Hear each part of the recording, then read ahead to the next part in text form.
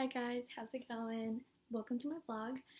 If you've been following our channel, you've probably already seen the intro vlog, which we do a little skit about climate change and how what you eat affects it, and like eating meat and everything. And then also vlog number 1, you've probably already seen, and then vlog number 2. They talk about climate change and just nutrition, and kind of opens up the topic on like what we're going to keep talking about in this YouTube channel. So what I'm going to be talking about today, I am very passionate about climate change, livestock farming, the effects of it all. I've done a lot of research, so I'm here to tell you a little bit about it. So you probably didn't know, livestock farming is actually the main contributor to climate change. And honestly, that's crazy to think about, because growing up, they always tell you like, oh no, it's transportation, or it's just these factories, like all this pollution.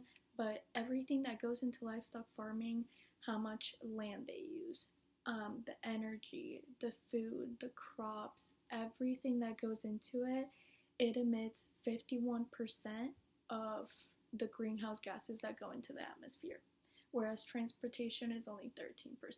Think about it. That's absolutely insane. So the fact that a lot of people don't know that that's how it works, like, that's crazy. And that's why we're here, because we want to tell all the students about it, let them know what's up, and just inform them about everything that's happening. Like, a lot of people say they care about climate change, but a lot of people don't actually know that much about it. People will eat meat 3 times a day, or even more, or even eating it once a day. It's like not the best thing for the environment. You're contributing to the issue. So that's something that we're trying to inform people about, because we want to change that.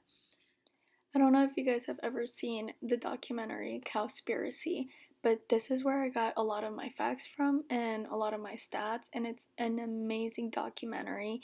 It teaches you so much about this issue, and it basically just reveals a lot about the meat industry and how they try to cover up so many of these things, like so many of the statistics, because obviously they don't want people to know, and they don't want people to stop buying, right? So I want to show you some of the statistics from this documentary. For example, this one right here. It says, waste from a farm of 2,500 dairy cows equals to the waste from a city of 411,000 people.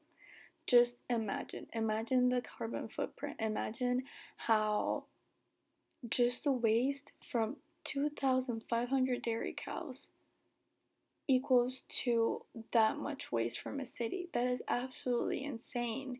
It just goes to show how bad livestock farming can be and how much it's affecting our world.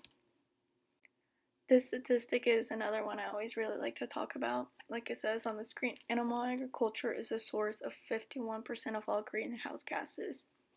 Funny thing, right? I will mention this again later, but our whole lives we've basically like never been told this. We've always been told like, stop using so much water. Whenever you're brushing your teeth, don't leave the faucet on. Take short showers, this and the other, don't like recycle. But now you see what the real issue is, right? It's animal agriculture. And a lot of people say like, well, how about we just change animal agriculture to grass-fed farms where you only feed the cows and everything with grass?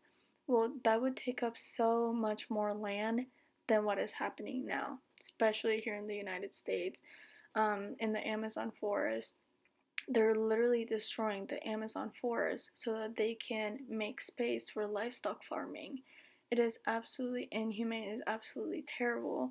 So, this is good, and I really hope you guys are paying attention to this, because, you're learning all these things that people never tell you, that people refuse to tell you. Something else that I learned going through this whole process is, me learning about it all, making my own personal decision to make a change. And instead of eating meat every single day, I switched to being a vegetarian, and then I go from vegetarian to vegan because it is a hard change. And I can tell you, I have seen so many improvements, like in my health, in my body. Like, you just feel better. And a lot of people will argue and they'll say, oh, you're not going to get all your nutrients, you're not going to get all your proteins and energy and all that stuff. That's not true. Plant-based diets, they have a lot of protein, a lot of nutrients. You just gotta be really smart about it. You gotta know what goes in what, like, know your nutrition facts, all that stuff. So that is not an excuse. Actually, Switching to a plant-based diet, it reduces your carbon footprint by 50%. That is 50%. That is so much. And not even that, but just you don't have to go like completely vegan. You can just make a change by, for example, maybe just eating meat like twice a week or something like that. Like start small, because if it keeps going the way, like at the rate that we're going at, it's never going to get better. It's never going to change. And then we're going to keep hurting our planet. There's no planet B, like they say. This is the only one we got. We got to take care of it.